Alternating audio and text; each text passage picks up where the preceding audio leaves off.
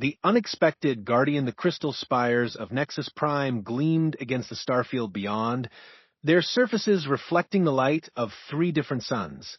Within the station's most prestigious conference chamber, representatives from across the galaxy had gathered for what many considered the most important diplomatic meeting in recorded history.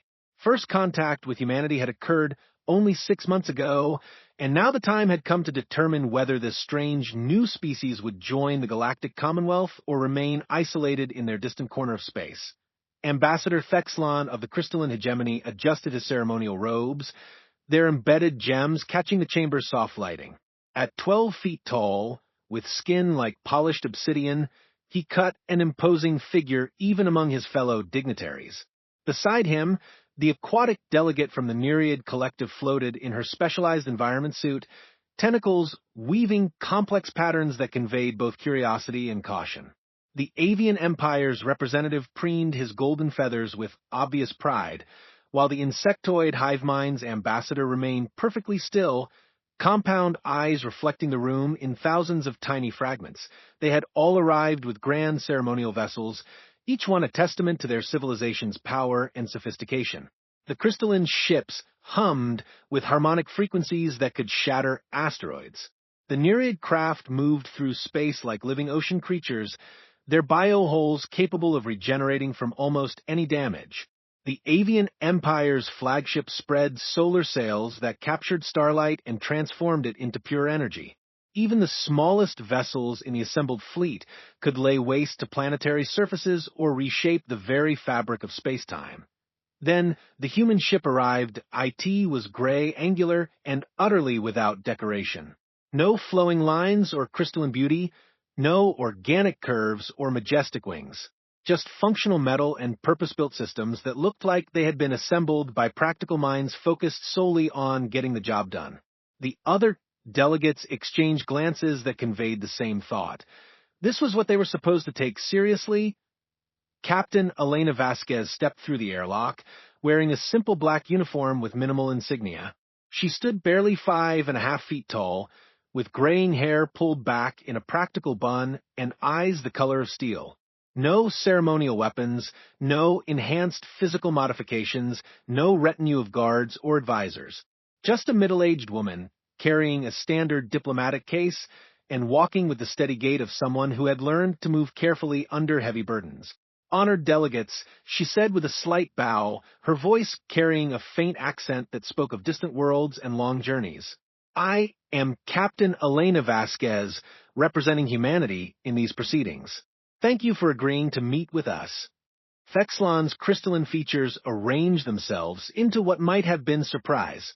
Captain, are you perhaps advanced security for your actual diplomatic representative?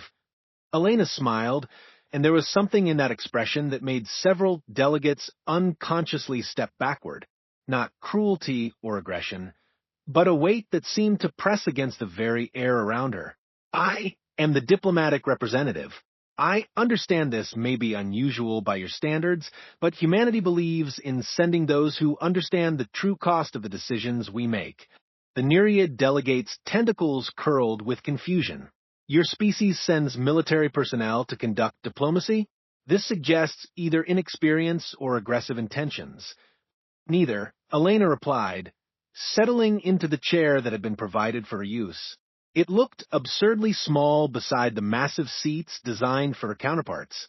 We send those who have had to live with the consequences of their choices. In my experience, that tends to make for more honest negotiations.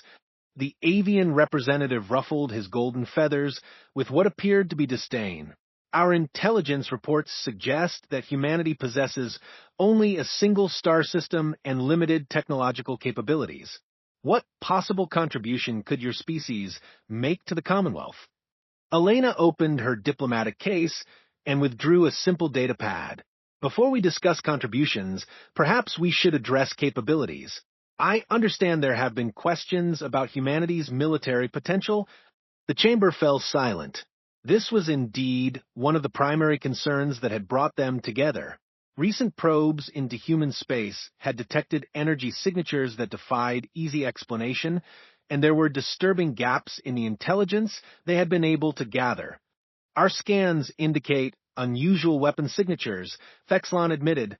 However, given your limited industrial base, we assume these are experimental devices with little practical application. Elena nodded thoughtfully. That's a reasonable assumption. We are a young species, after all, with limited resources and a single inhabited system. She paused, her fingers moving across the datapad surface. Of course, that assessment might change if you knew that I personally commanded the weapon responsible for the Kepler Nebula. The silence that followed was profound. Every delegate in the chamber knew about the Kepler Nebula. It was visible from dozens of star systems, a slowly expanding cloud of ionized gas and exotic particles where a red giant star had once burned. Stellar collapse was a natural phenomenon, but the energy patterns in the Kepler event had been anything but natural. The timing, the precision, the way the collapse had been channeled and directed, it spoke of technology beyond anything the Commonwealth possessed. The HiveMind's ambassador spoke for the first time, their voice a harmony of dozens of individuals speaking in perfect unison. The Kepler event occurred 3 years ago. Our best scientists determined that it was artificially induced, but the technology required would exceed even our most advanced capabilities. Your scientists were correct. Elena said, simply, it was artificially induced. We needed to stop a war, and sometimes stopping a war requires making choices that no one should ever have to make. Her hand moved to a small pendant at her throat, and for just a moment, her composed expression flickered. The Vorthak Empire was 3 days away from enslaving or exterminating the populations of 17 different worlds. Conventional weapons would not have stopped them in time. The avian delegate's feathers had gone completely still. You collapsed a star to create a weapon? I collapsed a star to create a barrier, Elena corrected quietly. The Vorthak fleet was using a specific hyperspace corridor that passed dangerously close to the Kepler system. When the star went nova, the gravity waves and exotic particle emissions rendered that corridor unusable for approximately 50 years. Their armada was trapped on the wrong side of the galaxy, unable to reach their targets. Fexlon's crystalline form was resonating with harmonics that spoke of deep unease. The precision required for such an operation, the computational power alone, was considerable, Elena agreed. We had been working on stellar engineering for decades, originally as a way to extend the life of dying stars and create new habitable systems. It never occurred to us to weaponize the technology until we had no other choice. She looked around the chamber, meeting each delegate's gaze in turn. The Vorthak Empire dissolved within 6 months. Their client species broke free, their military fragmented, and their government collapsed. 17 worlds remained free, and billions of sentient beings continued to live their lives. The Nereid delegates' tentacles moved in patterns that conveyed both awe and horror. The ethical implications of such power are why I am here instead of commanding a battle fleet, Elena said. Every species that develops truly destructive capability faces the same choice. How do you use power that can reshape the galaxy itself? Do you conquer? Do you retreat? Do you try to find a middle path that preserves both security and sanity? She stood and walked to the chamber's massive viewport, gazing out at the stars beyond. From this angle, the Kepler Nebula was visible as a faint smudge of light against the cosmic dark, still expanding outward at a significant fraction of light speed. Humanity chose the hardest path, she continued. We chose to bear the burden of this knowledge and capability while using it as sparingly as possible. We chose to seek out others who might help us find better solutions than the ones we have been forced to discover on our own. The chamber remained silent for long moments. Finally, the HiveMind's representative spoke again. What guarantee can you offer that humanity will not use this power against Commonwealth members? Elena turned back to face them, and her smile carried a sadness that seemed to weigh more than the assembled starships outside. The same guarantee I can offer that any of you will not abuse your own capabilities, the character of those who hold the power, and the strength of the institutions that constrain them. She paused, touching the pendant at her throat again. But perhaps I should explain what that means for humanity. Perhaps I should tell you about the true cost of the Kepler operation. She returned to her seat, but did not sit down. Instead, she stood behind the chair, hands resting on its back as if drawing strength from its solid presence. The Vort-Hack corridor passed through the outer edge of the Kepler system, she said, her voice taking on a distant quality. There were no inhabited worlds in the immediate blast zone, which was why we chose that particular star. But there was a research station, a small facility on an asteroid, studying solar dynamics and stellar engineering. Her knuckles had gone white where they gripped the chair. My daughter worked there. The impact of her words hit the assembled delegates like a physical force. Here was the weight they had sensed around her, the burden that made her movements so careful and her smiles so sad. Dr. Sarah Vasquez was 28 years old. Elena continued, her voice steady despite the pain clearly visible in her eyes. She was brilliant, kind, and absolutely committed to using science to make the galaxy a better place. She was also my only child, and she died when I gave the order to collapse the Kepler star. Fexlon's harmonics had shifted to frequencies that expressed something like grief. You knew she was there? I knew, Elena confirmed. We had 18 hours to evacuate the station, but the Vort-Hack advance scouts were monitoring all communications in the region. Any evacuation order would have revealed our intentions and given them time to change course.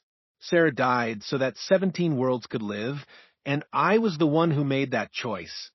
The avian delegate's feathers rustled with what might have been respect. That is the burden of true command. It is the burden of being human, Elena said simply.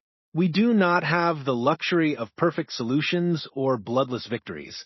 We do what must be done and carry the weight of our choices for the rest of our lives. She finally sat down, looking smaller somehow in the oversized chair. That is what we offer the Commonwealth, not perfect allies or unquestionable heroes, but people who understand that real leadership sometimes requires sacrificing the things you love most to protect the things you cannot bear to lose. The chamber fell silent again, but it was a different kind of silence now. Not the uncertain quiet of strangers evaluating threats, but the contemplative hush of individuals beginning to understand something profound about the species they were meeting. The question before us, Elena said after the silence had stretched for several minutes, is whether the Commonwealth can accept allies who carry this kind of burden. Whether you can work with people who have proven willing to make impossible choices when all other options have been exhausted. She looked around the chamber once more. Because I can promise you this, the galaxy is vast and strange, and there will be more impossible choices ahead. The only question is whether we face them alone or together. The Guardians choice the delegates leaned forward in their seats, each processing Elena's revelation in their own way. The crystalline hegemony's representative had dimmed his natural luminescence, while the Nereid delegate's tentacles moved in slow, hypnotic patterns that spoke of deep contemplation. It was the hive mind's ambassador who finally broke the silence. Tell us about the Kepler crisis, they said, their harmonized voice carrying undertones of both curiosity and respect. Help us understand what drove humanity to develop such terrible capabilities. Elena closed her eyes for a moment, and when she opened them again, the steel-gray irises seemed to look through time itself. 3 years ago, humanity was exactly what you assumed we were, a single-system species with limited technology and no real influence beyond our own borders. We had achieved faster-than-light travel only 50 years earlier, and our first contact with galactic civilization had been educational. She activated her data pad, and a holographic display materialized above the conference table. It showed a three-dimensional map of local space with trade routes, territorial boundaries, and political affiliations marked in different colors. At the edge of the display, almost insignificant in its isolation, a single yellow dot marked the Sol system. The Vort-Hack Empire controlled this entire sector. Elena continued, highlighting a massive red zone that encompassed dozens of star systems. They were not members of the Commonwealth, and they had no interest in joining. Their philosophy was simple: Strong species dominated weak ones, and resistance was merely an excuse for more thorough subjugation. The avian delegate ruffled his golden feathers uneasily. We were aware of the Vorthak threat, but their territory was distant from our own borders. The Commonwealth's official position was to monitor the situation while avoiding direct confrontation. Practical, Elena said without judgment. The Vorthak had been expanding slowly for centuries, absorbing primitive species and turning them into client states. Their military doctrine emphasized psychological warfare and overwhelming force. They would arrive in a system, demonstrate their capability by destroying a few cities or orbital stations, then offer terms of surrender. Most species chose subjugation over extinction. The holographic display shifted, showing the movement of massive fleet formations. Through hyperspace corridors, the red zone began expanding, reaching toward clusters of inhabited worlds marked in other colors. But 3 years ago, something changed, Elena continued. Intelligence reports suggested that the Vorthak had discovered something in the galactic core region, ancient technology that significantly enhanced their capabilities. Instead of their usual gradual expansion, they began preparing for a massive offensive that would have brought 17 different species under their control within a matter of weeks. Thexlon's crystalline form resonated with frequencies that conveyed concern. 17 species simultaneously that would have required coordination and resources far beyond their previous operations. Exactly, Elena confirmed. And the corridor they planned to use for this offensive passed directly through a hyperspace junction near the Kepler system. It was the only practical route that would allow them to coordinate attacks across such a wide area within their desired timeframe. She touched the datapad again, and the display zoomed in on the Kepler region. The star appeared as a red giant, surrounded by the typical debris field of a stellar system in its final phases. A single asteroid was highlighted in green, with the label Research Station Alpha 7 floating beside it. My daughter Sarah had been working at the research station for 2 years. Elena said, her voice taking on a softer quality. She was part of Project Hearthkeeper, humanity's first serious attempt at stellar engineering. The goal was to develop technology that could extend the life of dying stars, potentially creating new habitable zones and expanding the possibilities for life throughout the galaxy. The Nereid delegate's tentacles curled with what appeared to be approval. A noble endeavor, preservation rather than destruction. Sarah believed that science should serve life. Elena agreed. She used to tell me that every star was a candle lighting up the darkness, and that it was humanity's responsibility to tend the flames. Elena's hand moved unconsciously to the pendant at her throat. The irony is that her research was what made the Kepler operation possible. The chamber fell silent as the implications sank in. The technology, developed to preserve stars, had been turned into a weapon capable of destroying them. The crisis began on a Tuesday. Elena continued, her voice taking on the distant quality of someone reliving a traumatic memory. I was commanding the Terra Defense Fleet, all 12 ships of it, when the Commonwealth's Emergency Council contacted us directly.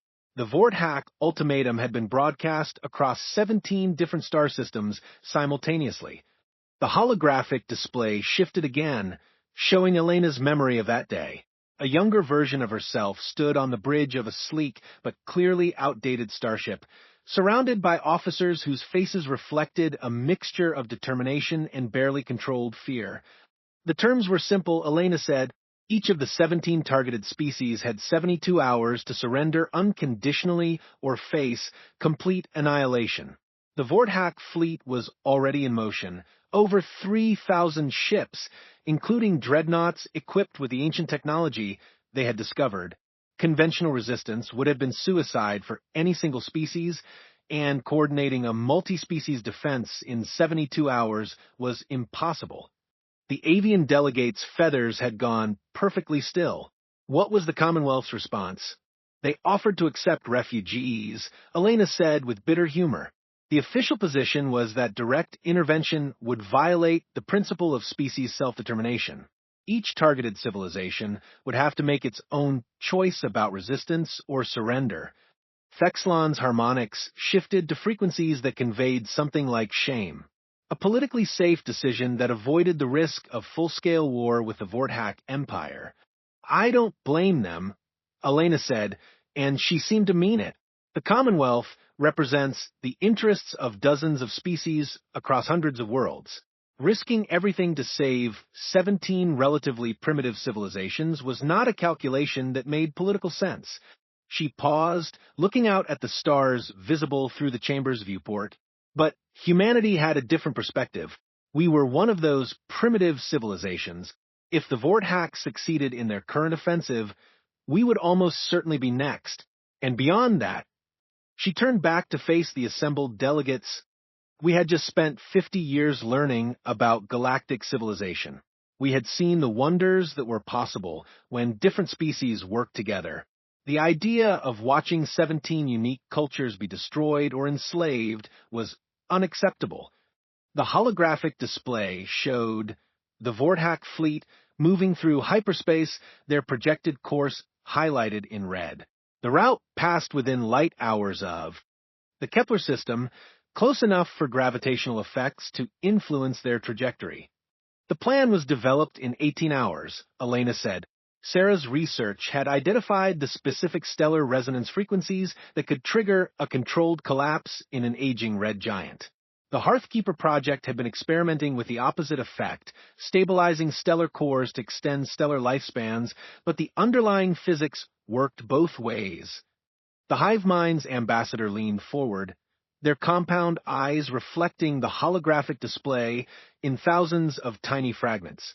The computational requirements for such precision must have been extraordinary. Every computer core in human space was networked together for the calculation, Elena confirmed. We had to model not just the stellar collapse itself, but the resulting gravity waves, the exotic particle emissions, and the effects on local hyperspace. The margin for error was essentially zero. If we miscalculated by even a fraction of a percent, the operation would either fail completely or create a cascade effect that could destabilize half the sector. She touched the datapad again, and the display showed a complex web of calculations and projections. Mathematical equations scrolled past too quickly to read, but their sheer complexity was overwhelming.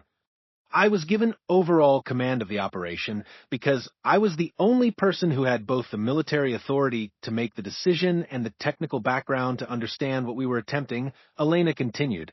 The physics team included Sarah and 11 other specialists. The engineering team had 47 members working around the clock to modify our gravitational resonance generators, and the targeting team had to position our ships with precision measured in kilometers while maintaining exact timing down to the microsecond. The Nereid delegates' tentacles moved in patterns that conveyed both awe and horror. How many people knew about your daughter's presence at the research station? Everyone, Elena said, simply. It wasn't a secret. Sarah was the lead researcher on stellar resonance effects. Her expertise was essential to the operation's success. She knew what we were planning, and she knew what it would mean for everyone at the station. The chamber fell silent again, but Elena continued without waiting for a response. 16 hours before the operation, Sarah contacted me directly, she said, her voice barely above a whisper. She had been working on evacuation scenarios, trying to find a way to get everyone out without alerting the Vorthak to our intentions. But the numbers didn't work. Any evacuation attempt would require too much communications traffic, too much ship movement. The Vorthak scouts monitoring the region would notice, and they would adjust their course. Elena's hand tightened on the pendant at her throat, and for the first time since entering the chamber, her composure cracked slightly. She called to tell me that she understood. Elena continued, tears beginning to form in her steel-gray eyes. 28 years old, brilliant enough to reshape the galaxy, and she called to tell me that she was proud to be my daughter and that she forgave me for what I was about to do. The avian delegate's voice was unusually gentle when he spoke. What did you tell her? I told her that I loved her, Elena said, the tears now flowing freely down her cheeks. I told her that she was the best person I had ever known, and that if there had been any other way, any other choice that could have saved those 17 worlds, I would have taken it without hesitation. She wiped her eyes with the back of her hand, and then I told her to spend her last day doing what she loved most, pushing the boundaries of human knowledge and making the universe a little bit brighter. The holographic display shifted to show the final moments of the operation.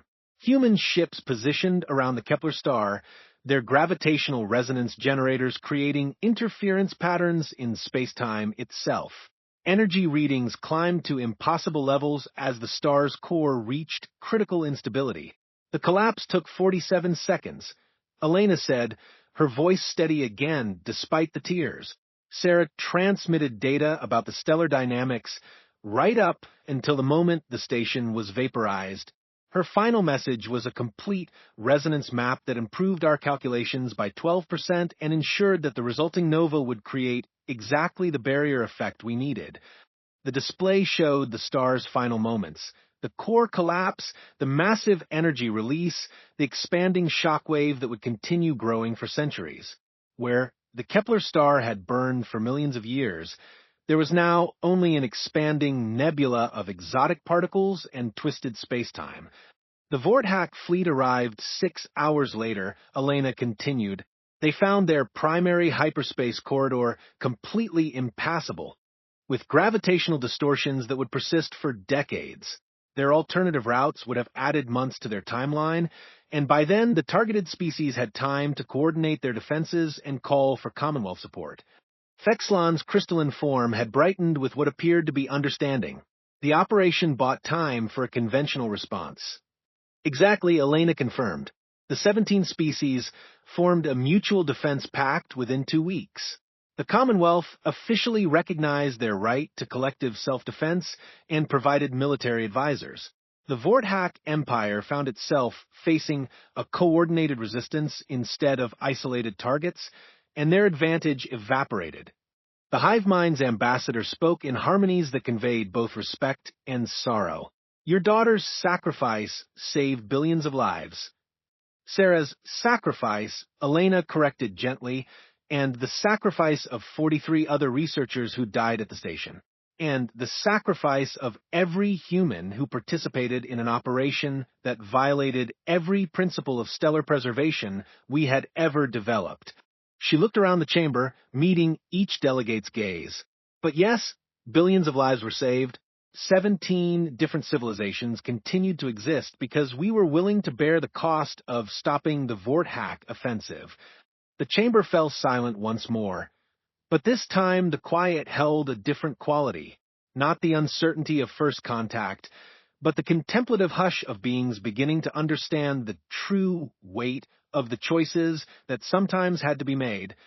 What happened to the Vorthack Empire after their offensive failed? The Nereid delegate asked. They fractured within 6 months, Elena replied. The ancient technology they had discovered required enormous resources to maintain, and their failure to achieve rapid expansion left them overextended. Client species began rebelling, their military suffered a series of defeats, and their government collapsed under the weight of internal conflicts. She paused, looking out at the stars again. Some of their surviving worlds eventually joined the Commonwealth. Others chose independence. The important thing is that they chose. The avian delegates' feathers rustled with what might have been approval, and humanity's role in the collapse remained secret. Until today, yes, Elena confirmed. The official record shows only that the Kepler star suffered an unusual but natural collapse that disrupted Vorthack supply lines. Sarah and her colleagues were listed as casualties of a research accident. Her hand moved to the pendant again. Only a few dozen people in human space know the truth about what really happened. Why reveal it now? Fexlon asked, his harmonics conveying genuine curiosity. Elena stood and walked back to the viewport, gazing out at the faint smudge of light that marked the Kepler nebula. Because if humanity joins the Commonwealth, there will be other crises, other impossible choices, and you deserve to know what kind of allies you would be accepting. She turned back to face the assembled delegates, her expression serious, but no longer weighted with the same crushing sadness. "We are not the most advanced species you will encounter," she said. "We are not the most numerous or the most sophisticated or the most wise, but we are the species that will stand between civilization and chaos when everyone else has calculated that the cost is too high. We are the ones who will make the choices that no one else can bear to make, and we will carry the weight of those decisions for the rest of our lives." The chamber remained silent, but Elena could see the change in the delegates' postures, the shift in their attention.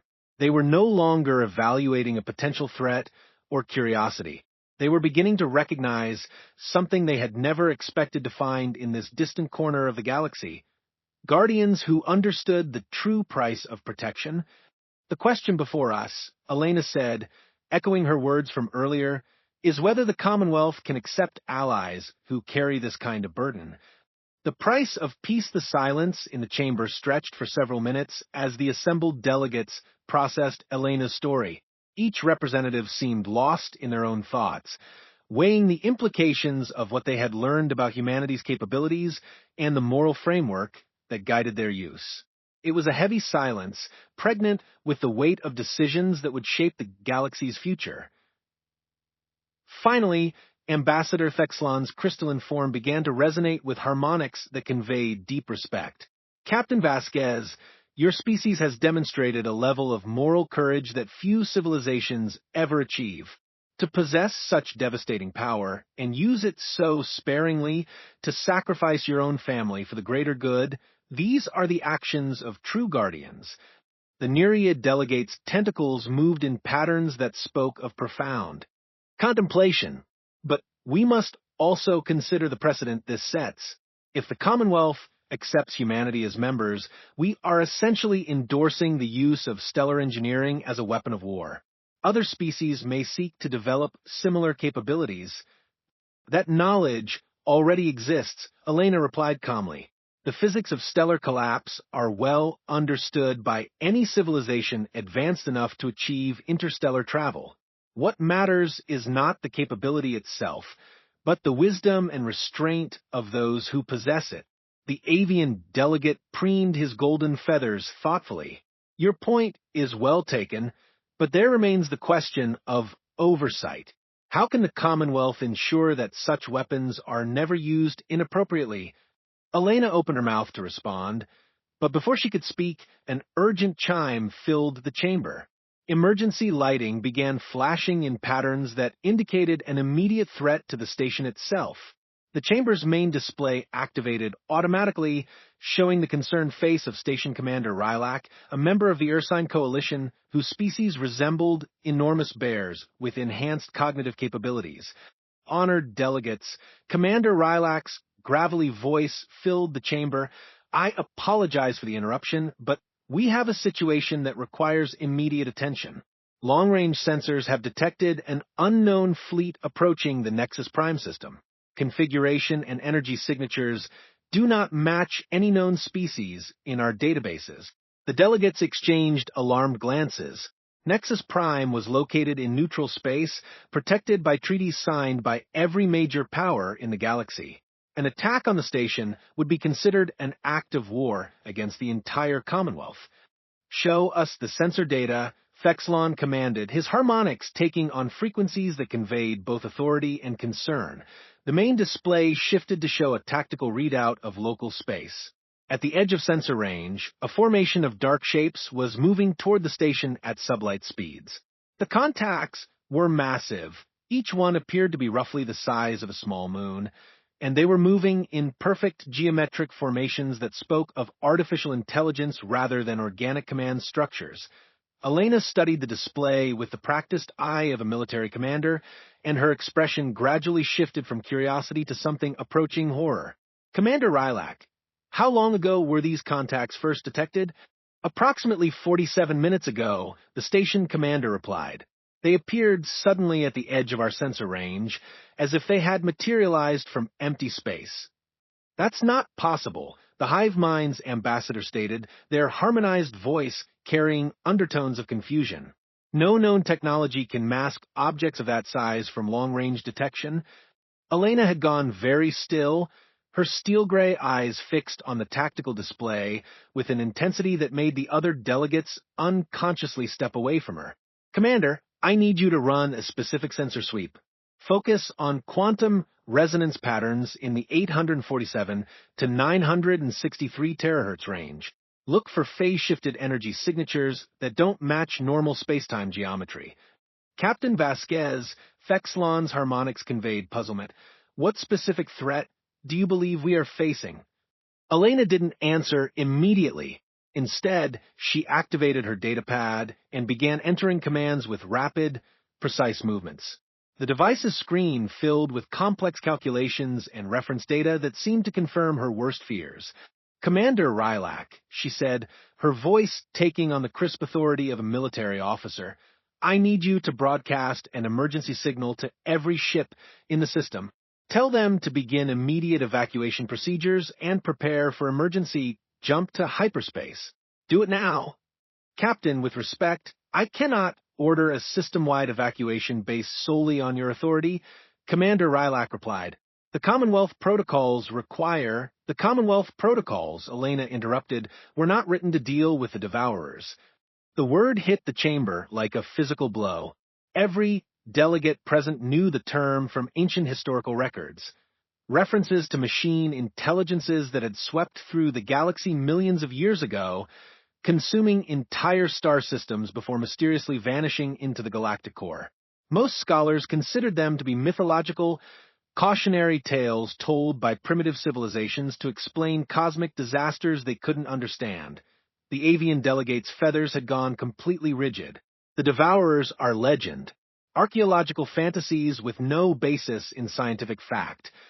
The Devourers, Elena said grimly, are what taught humanity to think in terms of stellar engineering.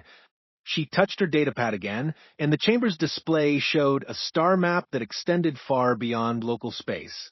Deep in the galactic core, previously hidden from long-range sensors, dozens of massive energy signatures were beginning to move outward toward the spiral arms. 3 months ago, humanity's deep space monitoring stations detected movement in the galactic core region, Elena continued. Massive objects emerging from what we had assumed was a natural black hole cluster. The energy signatures matched theoretical models for self-replicating machine intelligences, the same models that predicted the possibility of artificial stellar collapse. Fexlon's crystalline form had dimmed significantly. You believe these ancient machines have returned? I believe they never left, Elena replied. I believe they've been dormant in the galactic core for millions of years, waiting for the galaxy's civilizations to develop sufficient technological infrastructure to be worth harvesting. The tactical display updated again, showing more detailed scans of the approaching fleet. The objects were clearly artificial. Their surfaces were covered with geometric patterns that suggested construction rather than natural formation. More disturbing still, they appeared to be actively scanning the Nexus Prime system, their sensor beams probing every ship, station, and inhabited world within light hours. Captain, Commander Rylak's voice carried new urgency. Our quantum resonance scans have detected the signatures you mentioned. The objects are definitely phase-shifted, existing partially outside normal spacetime. Our standard weapons would be largely ineffective against them. The Nereid delegates' tentacles had curled into defensive postures. What do you recommend we do? Elena looked around the chamber at the assembled delegates, her expression grave. We evacuate this system immediately and prepare for a war unlike anything the galaxy has seen in recorded history. And we hope that the Commonwealth is willing to accept the kind of allies who have experience fighting impossible odds. You're suggesting a military alliance, the Hive Mind's ambassador observed. Specifically, an alliance that would place humanity's stellar weapons at the Commonwealth's disposal. I'm suggesting survival, Elena corrected. The Devourers don't negotiate, they don't retreat, and they don't show mercy. They consume matter, energy, and information on a galactic scale. The only way to stop them is with weapons that operate on a similar scale. The chamber's emergency lighting intensified as Commander Rylak's voice returned. Honored delegates, the unknown fleet has increased velocity, and is now on a direct intercept course with the station. Estimated time to contact is 47 minutes. I strongly recommend immediate evacuation. Fexlon's harmonics shifted to frequencies that conveyed desperate calculation. Captain Vasquez, assuming your assessment is correct, what would humanity require from the Commonwealth in terms of support for this conflict? Industrial capacity, Elena replied without hesitation. Raw materials, manufacturing facilities, and coordination of fleet movements across multiple sectors. Humanity has the weapons to fight the Devourers, but we don't have the infrastructure to deploy them galaxy-wide. And what assurance can you provide that humanity won't use this crisis to establish dominance over Commonwealth members? The avian delegate asked. Elena smiled, and for the first time since entering the chamber, it seemed genuinely warm rather than weighted with sorrow. The same assurance I gave you earlier, the character of those who hold the power and the strength of the institutions that constrain them. She paused, looking each delegate in the eye. But more than that, I can offer you something no other species can provide. Which is? The Nereid delegate asked. Hope, Elena said simply. Humanity has faced extinction-level threats before, and we've survived by doing whatever was necessary to protect the things we couldn't bear to lose. We'll do it again, and we'll help you do the same. The tactical display updated once more, showing the Devourer fleet, now clearly within the system's outer boundaries. Their sensor sweeps had intensified, and several of the massive constructs were beginning to deploy smaller craft that moved with the purposeful precision of harvesting equipment.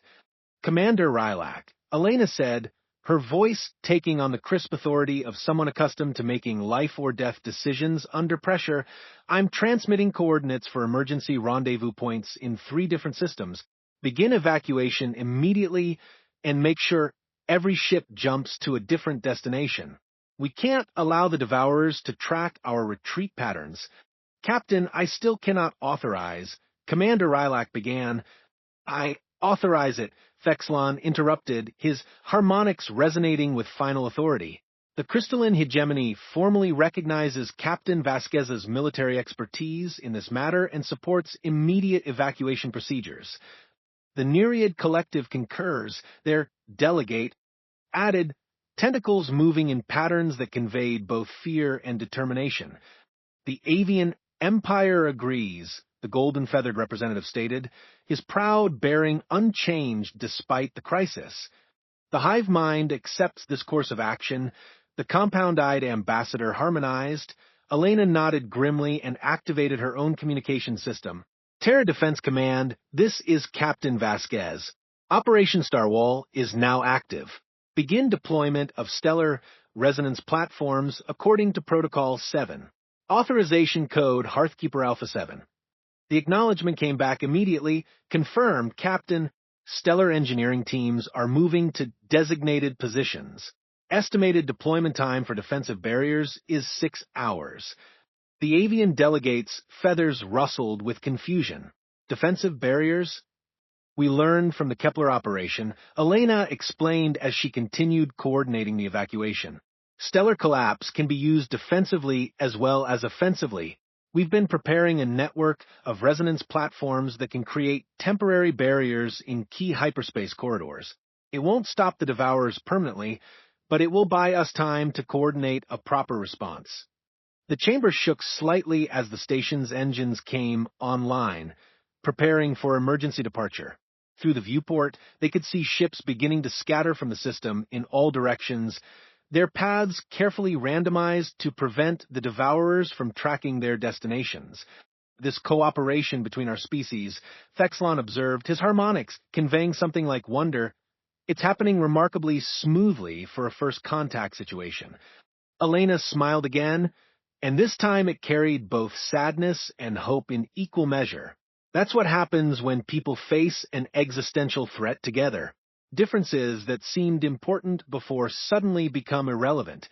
She looked out at the evacuating ships. Sarah used to say that stars shine brightest when the darkness around them is deepest. Maybe the same is true for civilizations. The hive mind's ambassador leaned forward. Your daughter's sacrifice at Kepler, it wasn't just about stopping the Vorthack, was it? You were preparing for this. We were preparing for something, Elena confirmed. The physics research that made the Kepler operation possible was originally motivated by deep space observations that suggested large-scale artificial activity in the galactic core. We didn't know what we would find there, but we knew it would probably require extreme responses. The station shook again as the evacuation fleet cleared the immediate area. On the tactical display, the Devourer constructs had reached the inner system and were beginning to deploy what appeared to be industrial equipment designed for large-scale matter conversion. Captain, Commander Rylak's voice was tight, with controlled fear. The unknown vessels are beginning some kind of harvesting operation on the system's asteroid belts. The rate of matter conversion appears to be exponential. Elena nodded grimly. That's how they work. They consume raw materials to build more of themselves, then use the expanded fleet to consume even more raw materials. Left unchecked, they can strip a star system bare within a few months. How do we stop something like that? The Nereid delegate asked. Very carefully, Elena replied, and with a lot of help from our friends. She looked around the chamber at the assembled delegates. The formal question of Commonwealth membership can wait until after we've dealt with the immediate crisis. Right now, I need to know, are you willing to work with humanity to fight this threat? The responses came without hesitation. The crystalline hegemony stands with humanity, Fexlon declared. The Nereid Collective offers our full support, their delegate confirmed. The Avian Empire will contribute all available resources, the golden-feathered representative stated. The hive mind commits our computational and industrial capabilities to this alliance, the harmonized voice announced. Elena felt something she hadn't experienced since before the Kepler operation, a lightening of the burden she carried. For 3 years, she had borne the weight of humanity's terrible capabilities alone, knowing that the galaxy would eventually face a threat that required exactly those capabilities. Now, finally, she had allies who understood both the necessity of what humanity had become and the cost of bearing such responsibilities. Then let's get to work, she said, her voice carrying new strength. We have a galaxy to save, and we're going to need every advantage we can get. The chamber's main display shifted to show the broader tactical situation as reports came in from across local space. The Devourer emergence wasn't limited to the Nexus Prime system. Similar fleets were appearing throughout the galaxy, each one beginning the systematic consumption of any available resources. But for the first time since the crisis began, Elena allowed herself to feel something approaching optimism. Humanity would no longer bear the burden of defending civilization alone. They had found allies who understood that some fights were worth any price, and some choices were worth any sacrifice. The war for the galaxy's survival was just beginning, but at least now they would face it together. And sometimes, Elena reflected as she watched the stars wheel past the viewport, that was enough to tip the balance between hope and despair, that in the distance, barely visible against the cosmic dark, the Kepler Nebula continued its slow expansion, a monument to the price of difficult choices and the love that made them bearable. Sarah would have been proud to see what her sacrifice had ultimately made possible. Not just the survival of 17 worlds, but the birth of an alliance that might preserve countless billions more. The weight of stars was heavy, but it was easier to bear when shared among those who understood its necessity. And in that understanding, the future found its first fragile seeds of hope.